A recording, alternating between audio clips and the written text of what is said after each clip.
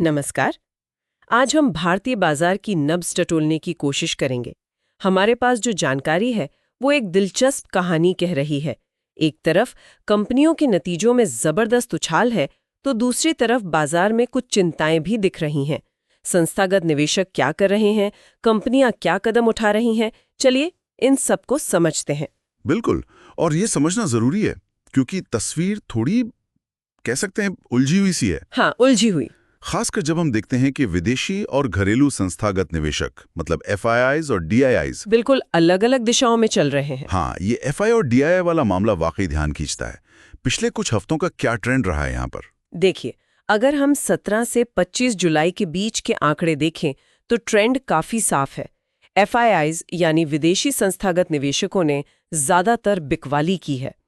जैसे 23 जुलाई को ही ले लीजिए, करीब 4,209 करोड़ की नेट सेलिंग। 4,000 करोड़ से ज्यादा की बिकवाली एक दिन में। हाँ, लेकिन इसके बिल्कुल उलट जो हमारे घरेलू संस्थागत निवेशक हैं DIIs, उन्होंने लगातार खरीदारी की है। जैसे 22 जुलाई को देखिए, उन्होंने 5,239 करोड़ रुपए की भारी खरीद की। बाप रे, ये तो मतलब बिल्कुल विपरीत दिशाएं हो गईं। एक तरफ बिकवाली, दूसरी तरफ उतनी ही जोरदार खरीदारी। क्या लगता है ऐसा क्यों हो रहा है? देखिए, इसके कई कारण हो सकते हैं।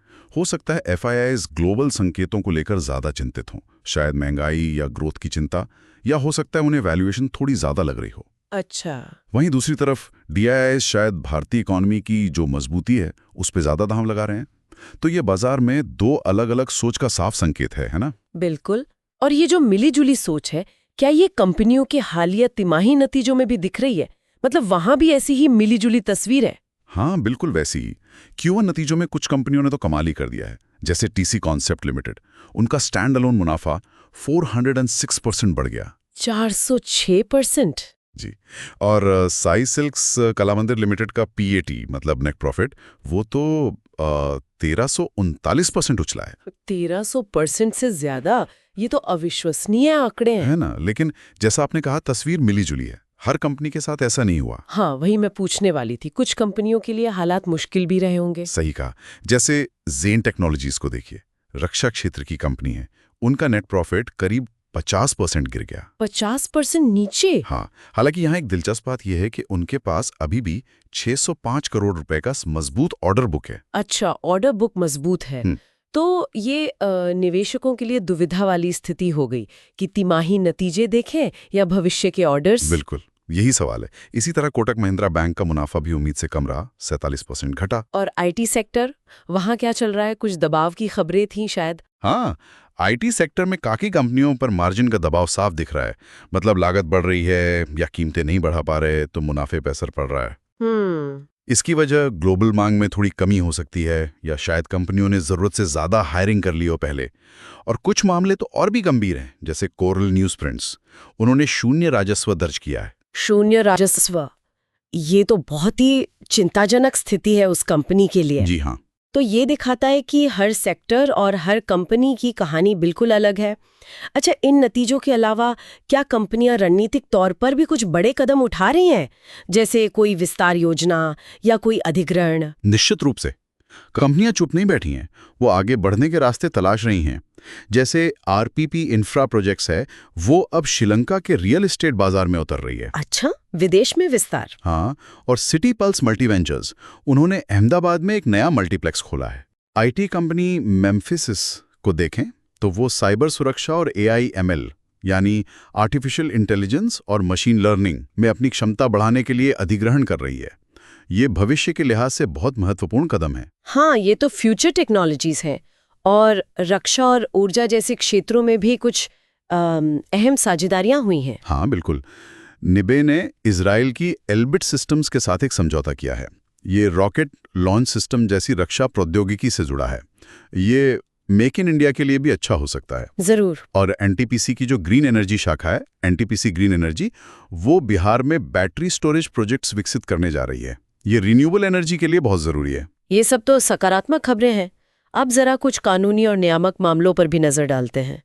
अनिल अंबानी के रिलायंस ग्रुप से जुड़ी कुछ खबरें आई हैं। हाँ, प्रवर्तन निदेशालय मतलब ED अनिल अंबानी से जुड़ी रिलायंस ग्रुप की कुछ कंपनियों की जांच कर रहा है। अच्छा, किस सिलसिले में? स्रोतों के अनुसार आरोप कथित तौर पर 24,000 करोड़ रुपए से ज्यादा की वित्तीय अनियमितताओं से जुड़े हैं। इसमें फंड डाइवर्जन और बैंक धोखाधड़ी जैसे मामले हो सकते हैं। 24,000 करोड़? ये बहुत बड़ी रकम है। यहाँ ये साफ कर देना जरूरी है कि हम केवल स्रोतों में दी गई जानकारी बता रहे हैं, किसी भी पक्ष का समर्थन या विरोध नहीं कर रहे। बिल्कुल, ये जानकारी पब्लिक डोमेन में उपलब्ध स्रोतों पर आधारित है। इस जांच पर रिलायंस इंफ्रास्ट्रक्चर का क्या कहना है? क्या उनके कामकाज पर कोई असर पड़ा है? रिलायंस इंफ्रास्ट्रक्चर ने बयान जारी किया है कि इस जांच का उनके कामकाज पर कोई असर नहीं पड़ा है, बल्कि उन्होंने तो पहली तिमाही में बेहतर नतीजे भी पेश किए हैं, घाटे से मुनाफे में लौटे हैं। अच्छा, ये भी एक पहलू है। हाँ, इसके अलावा एक और मामला है जेनको प्रोजेक्ट्स का। उन्हें 12.63 करोड़ रुपए के कर्ज डिफॉल्ट के मामले में दिवाला प्रक्रिया शुरू करने का नोटिस मिला है। ओके, तो ये भी एक तरह की चुनौती है जी। तो कुल मिलाकर अगर हम पूरी तस्वीर देखें तो भारतीय बाजार एक बहुत ही दिलचस्प, बल्कि कहीं तो एक जटिल दौर से गुजर रहा है।